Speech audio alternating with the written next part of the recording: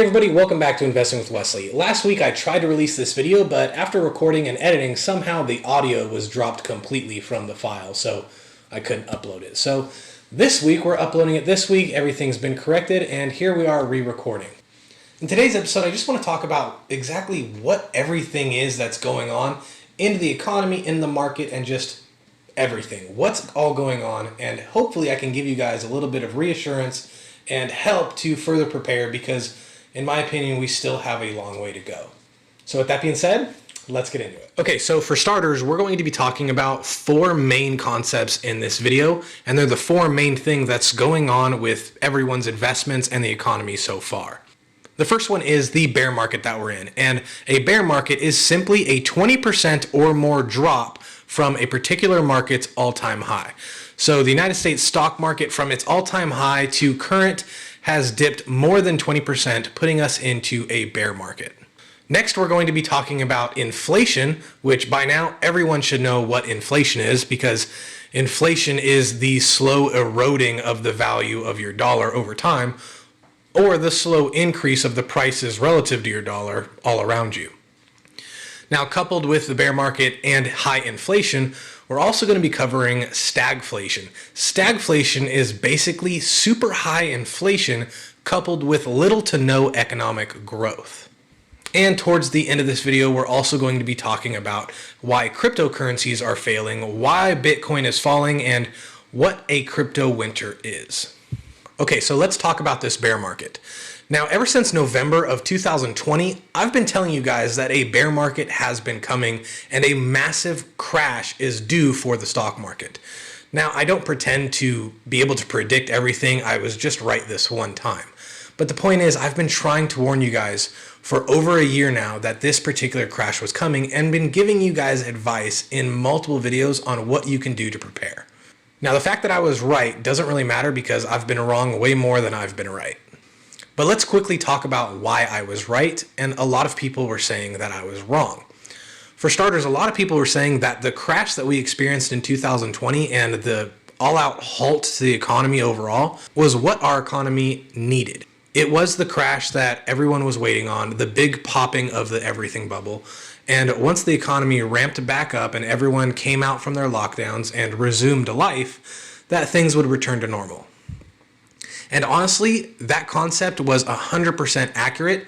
And the one big thing that changed everything was, as usual, the Federal Reserve. The Federal Reserve in 2020 printed so much money that it basically shortcutted the entire crash. Sure, the markets dipped drastically, but they recovered to new all-time highs just as quickly. That's why in November of 2020, I created a video titling it The Great Correction, because I knew it wasn't the recession or the big popping of the everything bubble that the economy really needed. So already markets were at all-time highs, already people were completely over-leveraged, already the government was spending a lot of money just for them to go ahead and print trillions of dollars even further. Now, obviously, this resulted in an extremely quick recovery, but ultimately extremely high inflation. And this inflation is exactly what you're experiencing all around you. Every single month, prices of everything seem to increase drastically, and people can't afford cost of living anymore. What was once someone's annual spending of $25,000 is now sitting closer to $35,000. And the scary part is that wage increases haven't kept up with inflation. So people are actually losing money and taking pay cuts in terms of real spending. Now, normally inflation by itself isn't necessarily a bad thing. Inflation helps prop up the stock market so everyone that is invested sees even bigger gains and therefore feels even wealthier. But on top of that, inflation is actually a tool that the Federal Reserve uses to try and boost the economy and boost productivity. Through processes like lending, the Federal Reserve creates money out of thin air, but in this lending, businesses and people have more cash up front. So proper spending of that cash now, even though it's borrowed, could produce greater returns and boost productivity and in turn boost profits to be able to pay that loan back. The problem is everyone, including big businesses and the government, has not been spending that money wisely, so they're completely over leveraged, on tedious things. And we are not producing productivity or GDP growth, which has led to something called stagflation. Currently, in the times we're in right now, we have extremely high inflation. Although it's not hyperinflation yet, it is still extremely high inflation.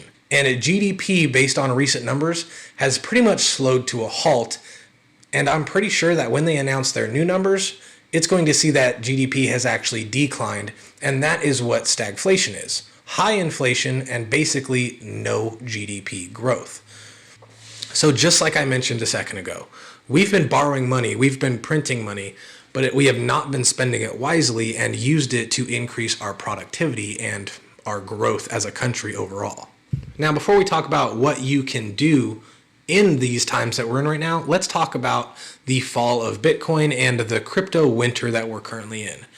Now, the crypto winter is just a fancy name for what's really a cryptocurrency bear market. But unlike the stock market that dips 20% and then that's when everyone panics, a crypto winter, Bitcoin and other cryptos commonly fall 50% or more. And that is their average. And if you look back to the history of Bitcoin's price charts, you see that every couple years or so, there is a cryptocurrency winter. From its initial gain of 15 or 16,000, it fell, and it fell for a couple years. Then it rose back up to 20,000 plus before falling again. Then it rose back up before falling, and now rose back up to 60 some odd thousand before falling to where it's currently at now. Now, it's important to note that nothing's really changed with Bitcoin or any other really popular cryptocurrencies. Ethereum still does exactly what it did a year and a half ago and before that. Bitcoin still is exactly what it was a year and a half ago, and so on. Nothing fundamentally has changed in the product or the thing that you're buying. It's just the speculative value and people pulling out of the market. Now, the value could decline based on different banning and regulations of other countries like Russia and China that's banned mining crypto. But more often than not, this kind of decrease ultimately is triggered by a bunch of people just selling. And right now, at least, people are selling probably to pay for margin calls of their investments in the stock market. A lot of people use margin or debt to invest their money.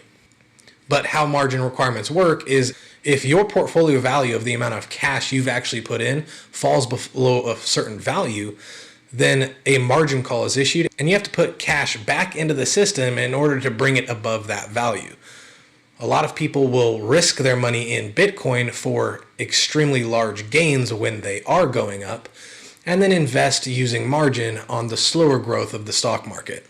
But because everything is dipping, people are forced to sell their assets in Bitcoin to pay for those margin calls.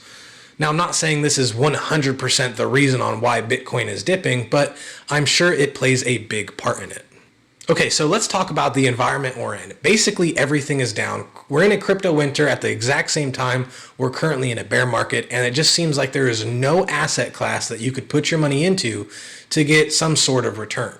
Now, gold for many decades has been considered a storehold of wealth, and even if you look at its price chart, year to date, it's up only about 2%, but it's still better than the 20+% dip everyone else is experiencing.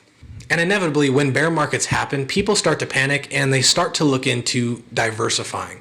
But in my opinion, they don't diversify properly. Instead, they diversify into things that are purely speculative. Just as one example, since the bear market started, the markets for art and antiquities have almost tripled because a lot of people are pulling out of the stock market and moving their money into art. Now, in my opinion, this isn't worth it because one, art is extremely expensive and the value of it is extremely speculative. You're only going to make a profit if someone else deems it worth more than what you bought it for. Whereas investing in a company, you can get a real return. That company produces a product, sells it to their clients, and assuming that investment produces a dividend, you can see some of that profit.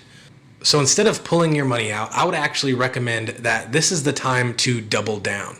This is the time you want to cut your spending on everything else as much as possible, create a side hustle, work overtime if the career you're in offers that, and put as much money as you can into the stock market.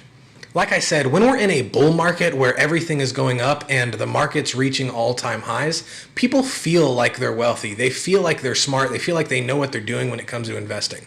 But the real smart investors, the ones that actually become wealthy, are the ones that know that although in bull markets you feel wealthy, wealth is really made in the bear markets. When everything is on sale, when everything is tanking, and when everyone is running out of their investments, that is when the smart money piles in and buys everything at insanely deep discounts. Now, don't just go in buying everything, be smart with it. Determine which stocks, if you're going to buy individually, are actually worth your time and will actually recover and not go bankrupt in the event we have a recession or depression.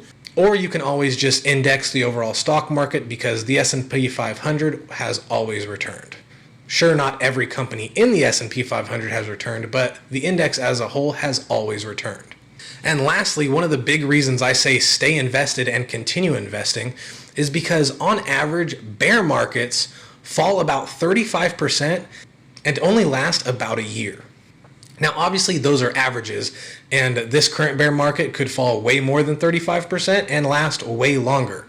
But when you compare bear markets to bull markets, bear markets on average usually last much longer, 7 to 10 years, and return more than 100% on average.